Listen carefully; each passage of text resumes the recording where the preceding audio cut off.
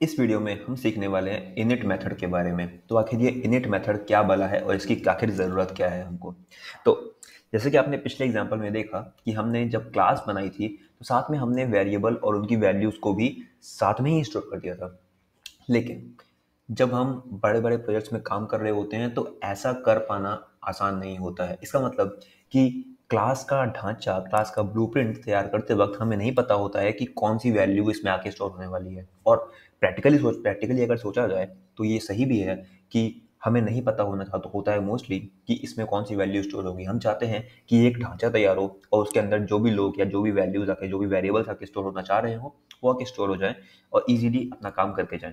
Right, हम ये चाहते हैं। तो इस वीडियो में हम इनिट मेथड के बारे में पढ़ने वाले हैं जिसका इस्तेमाल करके आप इस काम को बहुत ही कन्वीनियंटली, बहुत ही इजीली कर लेंगे। आइए देखते हैं। तो सबसे पहला काम, क्लास जो हमने डिफाइन किया था उसको डिफाइन करना ही पड़ेगा। फिर से मैं कहूँगा क्लास स्टूडेंट।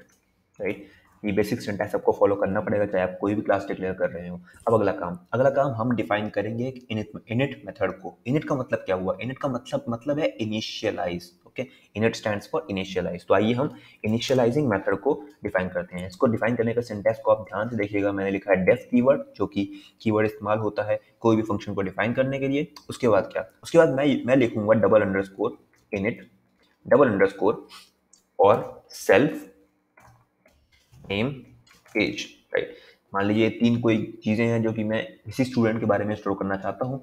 तीन चीजें क्या है ये? अब आखिर ये सेल्फ क्या है, नेम क्या है, एज क्या है, मैं आपको ये बता देता हूँ।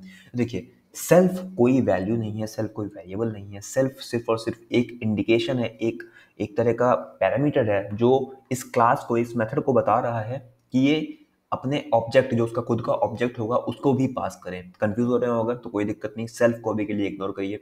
आगे बढ़ते हैं और दूसरे वेरिएबल्स पे ध्यान देते हैं। सेल्फ बाद में जब मैं ऑब्जेक्ट डिक्लेयर कर रहा हूँ तो आपको समझ में आ जाएगा। आइए देखते हैं आगे। तो सेकंड चीज क्या है? सेकंड चीज है नेम। तो यानी कि इसका इस्तेमाल करके हम जो भी नेम होगा इस क्लास के लिए वो स्टोर कर देंगे। यानी कि इसमें एज एन आर्ग्यूमेंट हम पास करेंगे नेम को, और इसके अंदर स्टूडेंट का जो ढांचा है, जो ब्लूप्रिंट है, उसके अंदर हम नेम को स्टोर करेंगे। वैसा ही हम एज के साथ भी करेंगे। ओके, आइए शुरू करते हैं। तो हम क्या कहेंगे? सेल्फ यानी इस ऑब्जेक्ट के अंदर एक नेम नाम का वेरिएबल तैयार करो। राइट, जिसमें कि जो ये नेम आया है उसको स्टोर कर दो। कंफ्यूज मत होइएगा, मैंने क्या किया यहाँ पे, मैंने इस करंट जो क्लास है उसके अंदर एक नेम नाम का वेरिएबल क्रिएट किया जिसमें मैंने स्टोर कर दिया वो नेम वेरिएबल जो कि यहाँ से आया था। ओके, आगे बढ़ते हैं। सिमिलरली मैं क्या कहूंगा? मैं कहूंगा self dot age equals to age. Same काम मैंने इसमें भी किया है, यानी कि एक एज नाम का एक नया वेरिएबल क्रिएट किया है जिसके अंदर मैंने उस एज को स्टोर कर दिया है जो कि मेरे को as an argument init method को मिलेगा। ओके, तो बस इतना ही लिख देने से हमारा जो student class along with an init method यानी इनिशियलाइजिंग मेथड तैयार हो चुका है। अब आगे क्या? आगे हमें क्या करना होगा? आगे हमें करना होगा ऑब्जेक्ट को क्रिएट। अगला जो स्टेप होता है ऑब्जेक्ट क्रिएशन, वो ये है कि s1 इक्वल्स टू स्टूडेंट।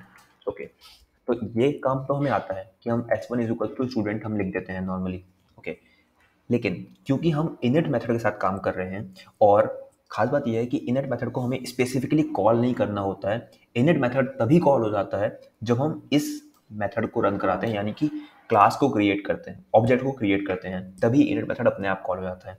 तो इसका मतलब ये हुआ कि हम स्टूडेंट लिखने का मतलब ही हुआ कि हमने इसके जो ऑब्जेक्ट, इसका जो इनिट मेथड है उसको भी कॉल कर दिया है।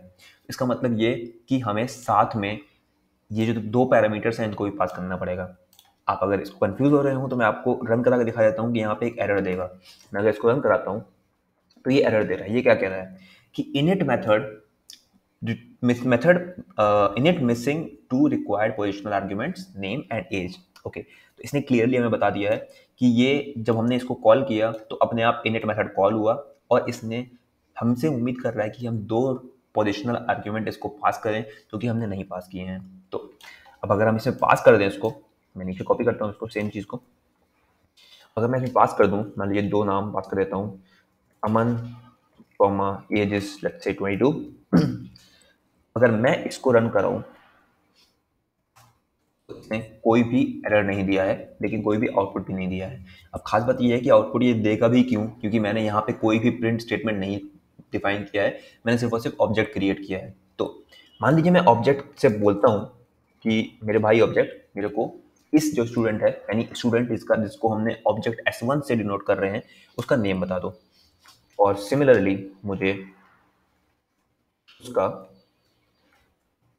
एज बता दो। क्या किया इसने, अमन और 22 दोनों ही प्रिंट कर दिया। इसका मतलब हमें क्या समझ में आया, इसका मतलब हमें ये समझ में आया कि जब हमने ये लाइन लिखी थी तो ये अपने आप ये जाके यहाँ पे अपने आप इसके अंदर स्टोर हो गया, और फिर जब हम अपनी रिक्वायरमेंट के हिसाब से हम s1.name और s1.age लिख के इजीली कॉल कर सकते हैं। ऑलराइट, तो इस तरह से आप किसी भी तरह का इनिट मेथड और किसी भी तरह का इनिशियलाइजेशन क्लास के साथ में कर सकते हो। आपको कोई ज़रूरत नहीं है कि आप क्लास डिफाइन करते टाइम आपको पता हो कि वैल्यू जो हमें मिलने वाली है वो क्या है, राइट। इस तरह से आप इजीली क्लास के साथ रोबस्ट प्रोजेक्ट्स क्रिएट कर सकते हो। तो मिलते हैं नेक्स्ट वीडियो में क्लास के और भी डिफरेंट टॉपिक्स के साथ।